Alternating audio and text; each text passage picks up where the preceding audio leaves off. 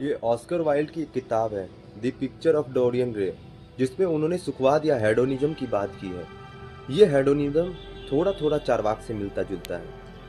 कहानी का मुख्य किरदार है डोरियन ग्रे नामक एक युवक जो बेहद दिलकश शक्ल सूरत वाला इंसान था।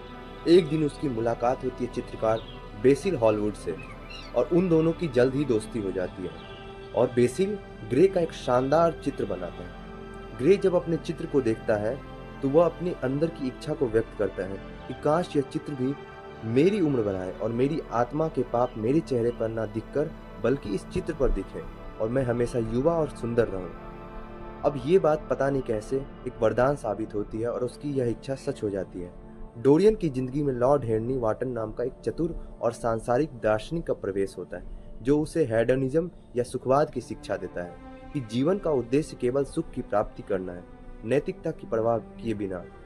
अब इन बातों से प्रभावित होकर डोरियन अपनी प्रेमिका सिबिल वेन का त्याग कर देता है, जिससे आहत होकर वह अपना आत्महत्या कर लेती है और उसके चित्र पर एक कट लग जाता है। इसके बाद तो डोरियन ग्रे धीरे धीरे समय बीतने के साथ एक भ्रष्ट जीवन जीने लगता है।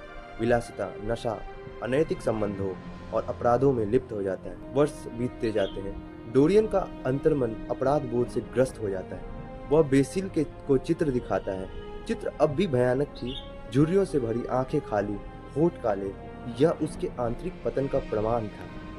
उसका चित्रकार दोस्त चित्र को देखकर डर जाता है और डोरियन डर के मारे उसे भी मार डालता है। अंततः डोरियन चित्र को नष्ट करने का प्रयास करता है, लेकिन तलवार उसके हृदय को भेद देती है और डोरियन स्वयं मर जाता है, बूढ़ा और विकृत होकर। चित्र फिर से सुंदर हो जाती है, जबकि डोरियन का शव चित्र जैसा ही भयानक हो जाता है। उपन्यास में डोरियन का चरित्र आंशिक रूप से वाइल्ड का स्वयं आंतरिक संघर्षों से प्रेरित था। वाइल्ड खुद भी समलैंगिक थे, जो उस युग में अपराध था और उनकी जिंदगी में सुखवाद की लालसा स्पष्ट थी। उस समय विक्टोरियन समाज में नैतिकता, पाखंड और यौन दमन से भरा था, जिसको वाइल्ड ने अपने इस उपन्यास में दिखाने का एक सच्चा प्रयास किया।